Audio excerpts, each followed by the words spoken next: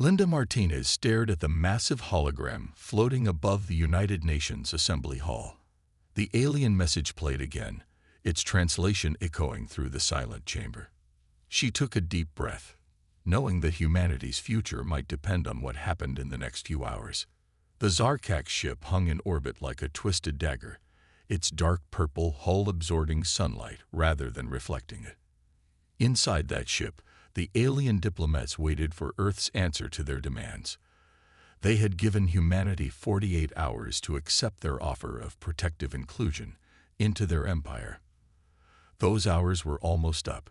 "They're not asking us to join them," Linda said to the assembled world leaders. "They're telling us to surrender." She stood at the podium, her simple blue suit a stark contrast to the elaborate diplomatic robes the Zarkaks had worn during their brief appearance. The Secretary General nodded slowly. "What makes you so sure, Ms. Martinez?" "I've studied every word of their messages, sir. The Zarkaks don't see us as equals.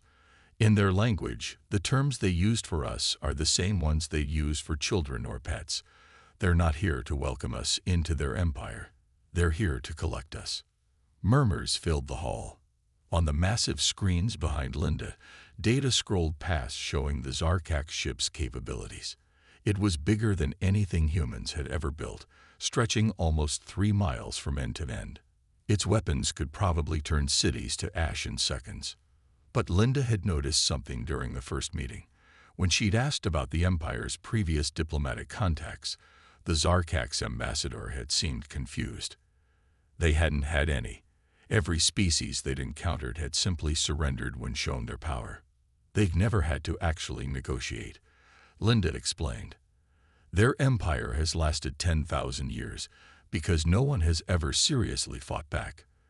They show up, demonstrate their power, and everyone just gives up. The Chinese representative spoke up. Perhaps they have good reason for their confidence. Linda shook her head. "No, sir. They're overconfident. During our talks, they dismissed every human achievement as primitive. They don't understand us at all. They think because we don't have ships like theirs, we're helpless. They haven't even bothered to study our military capabilities." As if to prove her point, another message arrived from the Zarkak ship. The hologram changed, showing their ambassador, tall and insect-like in its ceremonial armor. Its voice clicked and hummed through the translator. "Your time grows short, humans. We offer you the protection of the greatest empire the galaxy has ever known. Accept now and become part of our glorious civilization. Delay further and face the consequences of your primitive pride." Linda watched the reactions around the room. She saw anger, fear, and determination on the faces of Earth's leaders. The Zarkaks had made a crucial mistake. They had threatened humanity while dismissing it as primitive. Throughout history, that combination had always led to one thing: resistance. "They think this is going to be easy," Linda said quietly. "They think we'll be like all the others, that we'll see their big ships and give up without a fight. They don't understand human nature at all." The Secretary General stood up. "Ms. Martinez, send our response to the Zarkaks. Tell them that Earth declines their offer. We choose to remain independent." Linda nodded, knowing what would come next. The Zarkaks had never accepted a rejection before. They would attack, believing their superior technology would guarantee a quick victory. As she prepared to send the message, Linda thought about human history. How many empires had fallen because they underestimated their supposedly primitive opponents? How many conquerors had learned too late that technology alone didn't win wars? The Zarkaks were about to learn what happened when someone pushed humanity too far. They were about to discover why assuming technological superiority meant automatic victory was a dangerous mistake. Linda sent Earth's response. The war that would shake the Zarkaks' empire to its foundations was about to begin. Sergeant Kevin Mitchell wiped snow from his rifle scope and peered down the mountain slope. 3 miles below, the Zarkaks' ground forces were moving through the valley. Their purple armor gleamed in the morning sun as they marched in perfect formations, just like they had on every other world they'd conquered. "They're doing it again," whispered Joe, Kevin's spotter. Same pattern as yesterday. Same time, same route. Kevin nodded. The aliens hadn't changed their tactics in 10,000 years because they'd never needed to. Now that habit would cost them. The Zarkax had started their invasion exactly as Linda Martinez had predicted. Their ships had appeared over every major city, expecting humanity to surrender at the sight of their massive fleet. Instead, they'd found empty cities and scattered forces that refused to fight the way the aliens expected. Rally points confirmed, crackled the radio. All units in position. Kevin touched his earpiece. Copy that. Wait for my signal. He watched as more alien troops moved into the valley. The Zarkax were following their standard invasion protocol. Secure strategic points, establish bases, then expand outward in organized waves. They didn't understand that humans had already read their playbook. Every time they attacked a new position, their movements were recorded, analyzed, and used to predict their next move. Their perfect discipline had become a perfect weakness. Look at them, Joe said. All that fancy armor, and they still march in straight lines like it's a parade. The Zarkax troops below carried weapons that could vaporize tanks. Their armor could stop most human bullets. Their sensors could detect movement from miles away. But they had never fought in mountains like these, never dealt with the tricks humans had learned from centuries of warfare. Kevin checked his watch. The temperature was dropping fast, just as the weather forecast had promised. Soon, the valley would be covered in thick storm clouds. The alien sensors wouldn't work as well in these conditions, another thing they hadn't planned for. All units, prepare to execute, Kevin said into his radio. Around the valley, 200 soldiers readied their weapons. They weren't trying to destroy the alien force, just teach them a lesson about underestimating primitive humans. The storm rolled in right on schedule. Snow began falling, thick and fast. The alien formation slowed, their perfect lines wavering for the first time. Their sensors were designed for clear conditions, not this kind of weather. Now, Kevin ordered. The mountain slopes erupted with explosions. Avalanches of snow and rock crashed down, cutting the alien force into smaller groups. Confused, the Zarkax troops broke formation, exactly as planned. Second phase, Kevin commanded. His soldiers opened fire from hidden positions all around the valley. They weren't aiming to kill. The aliens' armor was too strong for that. Instead, they targeted legs and joints, using the aliens' weight against them. In the deep snow, every fallen soldier became an obstacle. The Zarkax tried to fight back, firing their energy weapons at the mountain slopes. But the humans were already moving to new positions, using paths and caves they'd prepared weeks ago. The aliens' perfect formation had become a trap, with nowhere to retreat and no clear targets to attack. They're calling for air support, Joe reported, monitoring the alien communications. Kevin smiled. Right on schedule. Pull back to secondary positions. His troops vanished into the mountain caves just as Zarkax ships appeared overhead. The ships fired at empty positions while the human forces watched safely from their bunkers. By the time the aliens realized they were shooting at nothing, the storm had grown too fierce for them to stay. In the end, the mighty Zarkax army retreated, carrying their wounded and leaving behind broken equipment. They had lost no lives, but something more important was shattered: their belief in their own invincibility. Control, this is Mitchell, Kevin reported. Operation complete. Enemy force retreating with 30% combat effectiveness. No casualties on either side. The response came quickly. Good work, Sergeant. Similar reports coming in from around the globe. Looks like the aliens are learning their first lesson about fighting humans. Kevin looked down at the valley, where the alien army was limping away in the snow. They thought we'd be an easy conquest, he said to Joe. Instead, they're about to learn why you should never underestimate a species that spent its entire history fighting itself. Colonel Amy Patterson stood in the underground command center, studying the holographic map of Earth. Red dots showed where the Zarkax forces were attacking. Blue dots mark human defensive positions. After 3 months of fighting, the aliens were learning that conquering Earth wouldn't be as easy as they thought. "Show me the latest attack pattern analysis," she ordered.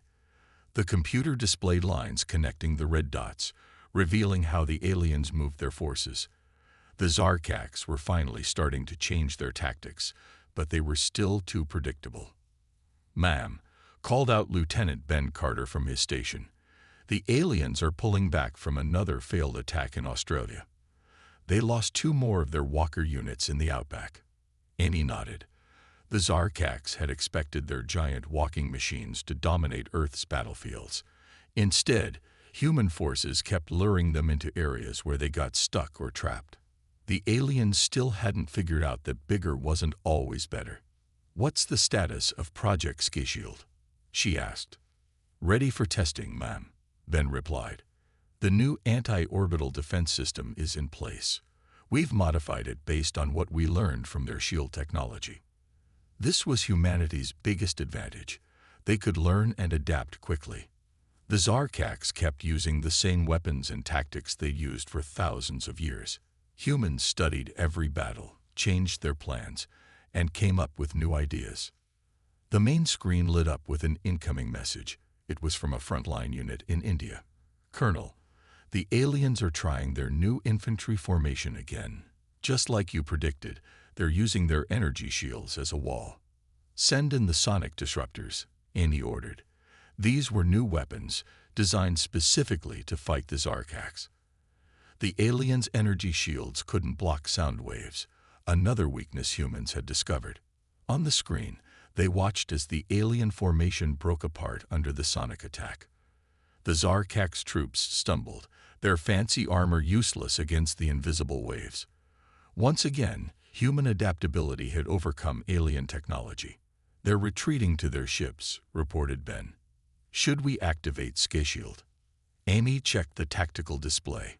Everything was perfectly positioned. "Do it." Across Earth, hidden weapons powered up. The Zarkak ships had always been their biggest advantage, until now. As they tried to retreat, they found themselves trapped by a new kind of energy field, one that humans had developed by studying their own technology. "Multiple ships caught in the containment field," Ben announced. "They can't break free using their standard protocols." Amy picked up her secure phone and called the military council. "Project Ski Shield is working. The aliens can no longer use their ships to support ground troops. Phase 3 is ready to begin." She turned back to the main screen, watching as Zarkak ships struggled against the human-made energy fields. Their mighty space fleet, which had conquered countless worlds, was being held in place by the very species they had called primitive. "Send a message to all commands," Amy ordered. "The aliens can no longer retreat to orbit when things get tough. From now on, they have to stand and fight like we do." The response came back from units around the world. Humans were ready.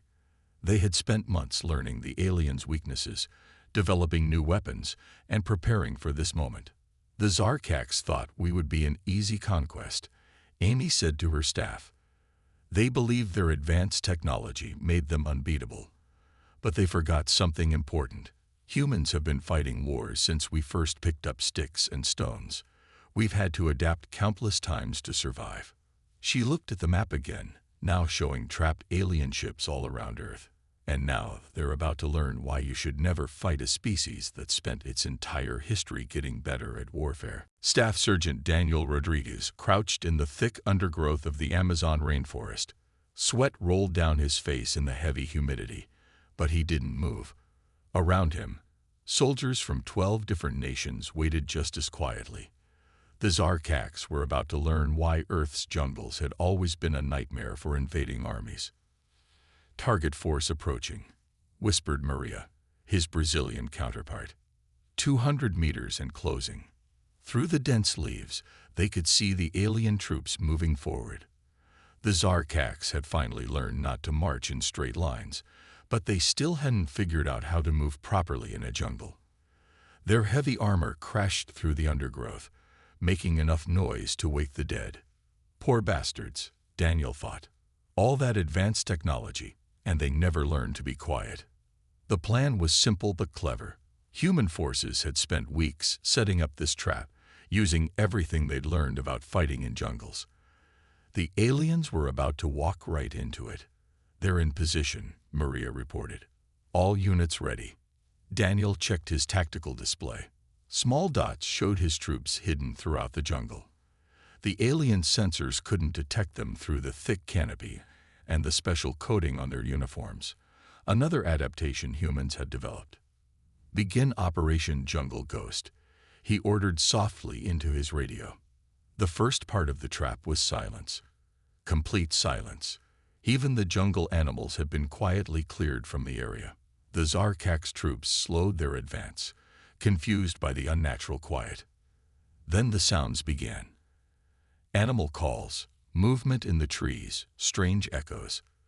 All fake, all coming from hidden speakers. The alien sensors went crazy trying to track the phantom signals. Their perfect formation started to break up as they tried to face threats that weren't there.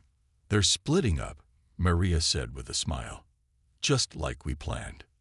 This was why the Zarkaks were losing the ground war. They didn't know how to handle uncertainty. They had no experience with guerrilla warfare. Every time something didn't fit their military doctrine, they fell apart. Daniel gave the signal. Hidden troops began moving through the trees, using paths they'd practiced for weeks. They didn't attack. They just let the aliens see glimpses of movement, hear footsteps, catch flashes of light through the leaves. The Zarkak's response was predictable. They fired their weapons at shadows, wasting energy and revealing their positions. Their fancy armor, designed for open combat, got tangled in vines and caught on trees. Their advanced sensors, overwhelmed by false signals, became worse than useless. "Phase 2, Daniel ordered. The real attack began. Snipers hidden in the canopy picked off the alien sensor units. Special forces teams emerged from hidden tunnels to cut off their escape routes. Every tree, every shadow, every sound became a potential threat. The Zarkaks tried to call for help, but the thick canopy and human jamming equipment blocked their signals. They tried to retreat, but they couldn't tell which direction was safe. They tried to fight back, but they couldn't find their enemies. "Their commander is ordering them to group up," Maria reported, listening to the alien communications. "They're falling back to that clearing we prepared." Daniel smiled. The clearing looked like a safe haven, but it was the final trap. As soon as the aliens gathered there, hidden weapons would activate, surrounding them with sonic fields that their shields couldn't block. In less than an hour, it was over. An entire division of the mighty Zarkak's army surrendered to an enemy they couldn't see or fight. Not a single human life was lost. "Send word to command," Daniel ordered. The Amazon gambit worked. The aliens just learned why you don't fight humans in a jungle. As his troops emerged to secure their prisoners, Daniel thought about how the aliens had looked down on Earth's primitive forests. They had never understood that sometimes the most primitive environment could defeat the most advanced technology. Lieutenant Sam Harris watched from the broken window of a Chicago skyscraper as the Zarkak's forces moved into the city.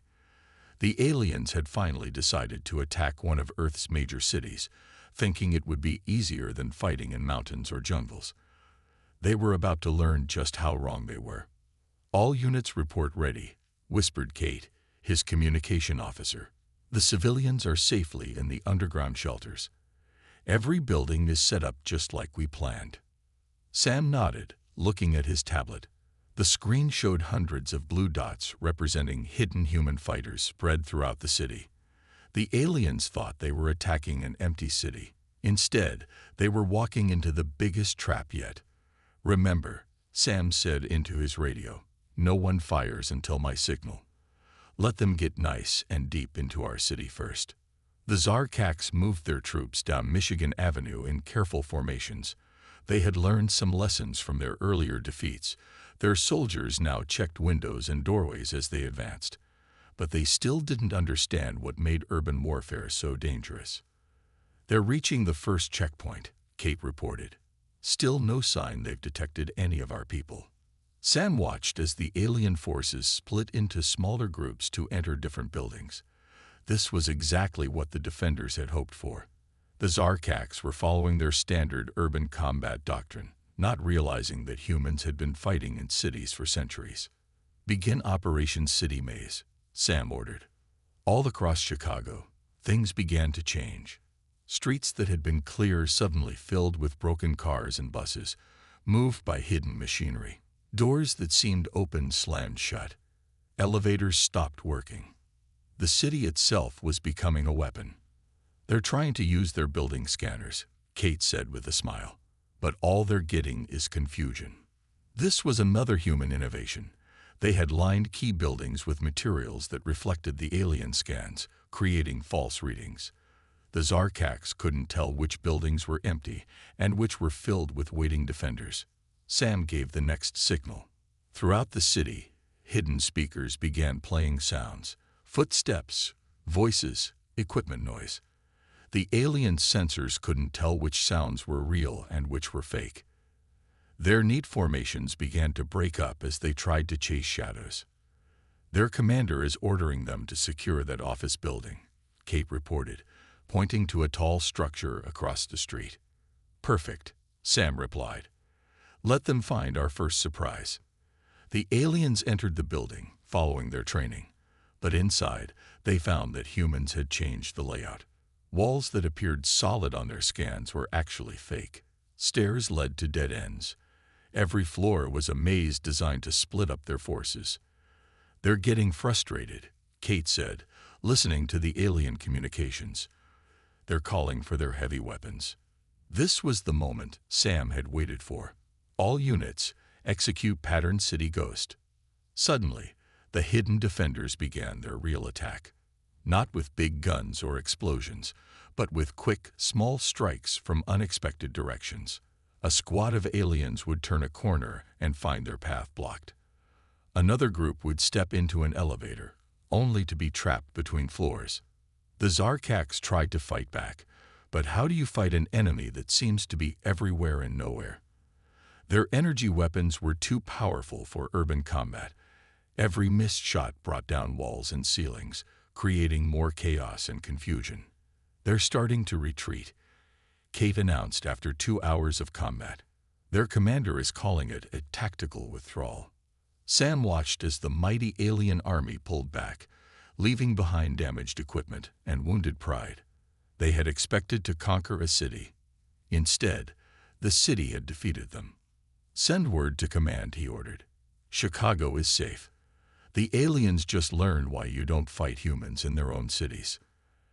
As the last alien troops disappeared from view, Sam thought about how the Zarkax had bragged about conquering thousands of worlds, but they had never faced a species that could turn their own cities into weapons. Captain Michelle Thompson stood on the roof of her command vehicle, watching the sunrise over the Nevada desert. In the distance, she could see the massive shapes of Zarkax war machines. The aliens had gathered their largest ground force yet, a last desperate attempt to win a war they were losing. "All units report ready," said Pete, her operations officer. "Every piece is in place. The aliens have no idea what's waiting for them." Michelle nodded, checking her tablet one last time. The screen showed the positions of her forces, a combination of regular military units, special forces, and civilian defense teams. After months of fighting, humans had learned how to combine all their strengths against the alien threat. "Status of Operation Final Lesson?" she asked. "Everything's set," Pete replied. "The Air Force is ready with their new sonic planes. The Army's ground units are in position. Even got some of those jungle warfare specialists from Brazil hidden out there." This battle would be different from all the others. The humans weren't just defending this time. They were going to show the Zarkax exactly why challenging Earth had been their biggest mistake. "Begin Phase 1, Michelle ordered. Across the desert, hidden speakers began broadcasting a mix of sounds: tank engines, marching troops, radio chatter. The aliens had learned to be cautious about such tricks, but this time the fake sounds were hiding real movements. "They're responding exactly as predicted," Pete reported. Their heavy units are moving to face the decoy sounds. Michelle smiled. The Zarkax had finally learned some lessons about fighting humans, but they were still too predictable. They always tried to use their biggest weapons first. "Launch the drones," she commanded. Hundreds of small drones rose from hidden positions. They weren't armed. They didn't need to be. Their only job was to confuse the alien sensors and hide the real attack that was coming. The Zarkax responded by firing their energy weapons into the sky, trying to clear the drones. But each destroyed drone released a cloud of special material that scattered their sensor readings even more. "Their command structure is showing signs of stress," Pete said, listening to the alien communications. "They can't get clear readings of our positions." "Time for Phase 2, Michelle ordered. "Tell Colonel Patterson to activate SkyShield." The new human-made energy field sprang up around the battlefield, trapping the alien forces in the kill zone. The Zarkax couldn't retreat to their ships now. They would have to stand and fight. "All units, execute final lesson," Michelle commanded. The attack began from all directions at once. Sonic planes swooped in from above, their weapons disrupting the aliens' energy shields. Ground forces emerged from hidden bunkers, using tactics learned from months of combat. Special forces teams struck at command units, using the confusion to maximum effect. The Zarkax tried to form their usual defensive patterns, but humans had learned all their moves. Every alien tactic was met with a countermove. Every strategy they tried had already been planned for. "Their main battle line is breaking," Pete reported after an hour of combat. "They've lost contact with half their units." Michelle watched through her binoculars as the mighty alien army began to fall apart. Their fancy war machines were trapped in sonic fields, their troops were scattered and confused, and their commanders couldn't coordinate their forces. "Send the final message," she ordered. All across the battlefield, human forces began broadcasting in the Zarkax language. "You can retreat. We will let you leave. But remember this lesson: Earth is not yours to take." The aliens did retreat, leaving behind more than half their equipment and their belief in their own superiority. The Zarkax Empire had finally met a force it couldn't defeat through simple technological advantage. "Send word to High Command," Michelle said as she watched the aliens withdraw. "The ground war is over. The Zarkax just learned their final lesson about fighting humans." Linda Martinez stood once again in the United Nations Assembly Hall, but everything was different now. The Zarkax representatives sitting across from her weren't wearing their fancy armor anymore. Instead, they wore simple diplomatic robes. Their body language showed something new: respect.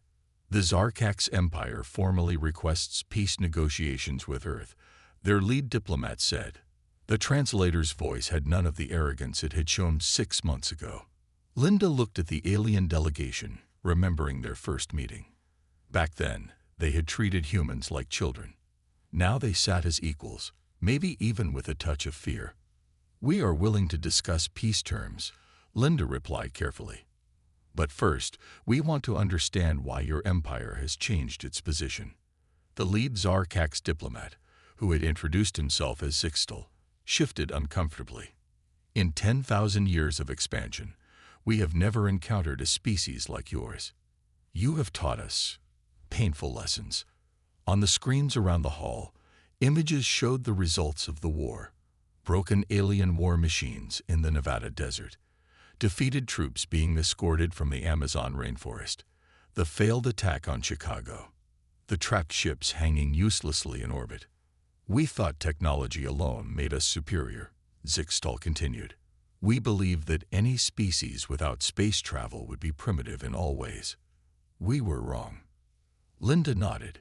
"You judged us by your standards, not understanding that different paths of development can lead to different kinds of strength.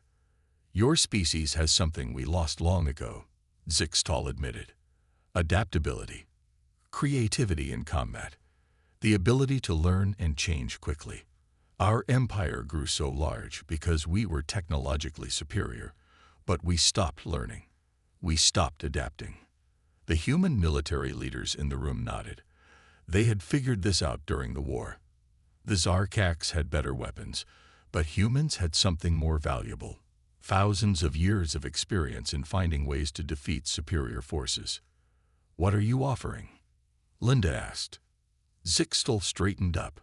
"We propose a mutual defense agreement, the first in our empire's history. We offer to share our technology, and in return, we ask for your help in learning what we have forgotten." The room burst into quiet discussion. This was more than anyone had expected. The mighty Zarkax Empire wasn't just asking for peace. They wanted to learn from Earth. "You understand this would be a partnership of equals?" Linda asked. "No protective inclusion, no superior and inferior species." "We learned that lesson well," Zixtel replied. "Your ground forces proved that having better technology doesn't make us better warriors. We want to learn how humans think, how you adapt, how you find new ways to fight." Linda looked at the military and civilian leaders around the room. She saw nods of agreement. Earth had proved its strength. Now they could help shape a better future for both species. "We accept your offer," Linda said. "Let's work together to create something new. An alliance based on mutual respect and learning." As she watched the Zarkax diplomats sign the peace treaty, Linda thought about how much had changed. The aliens had come to Earth expecting an easy conquest. Instead, they had found something they didn't know they needed: a species that could teach them how to be better. "The war is over," she announced to the assembly. "But more importantly, both our species have learned valuable lessons. The Zarkax learned that true strength comes from more than just technology. And we learned that sometimes standing up to a superior force can lead to unexpected friendship." The applause that filled the hall came from both humans and aliens. A new chapter in galactic history was beginning, all because an ancient empire had learned a simple truth: never underestimate humans in a ground war.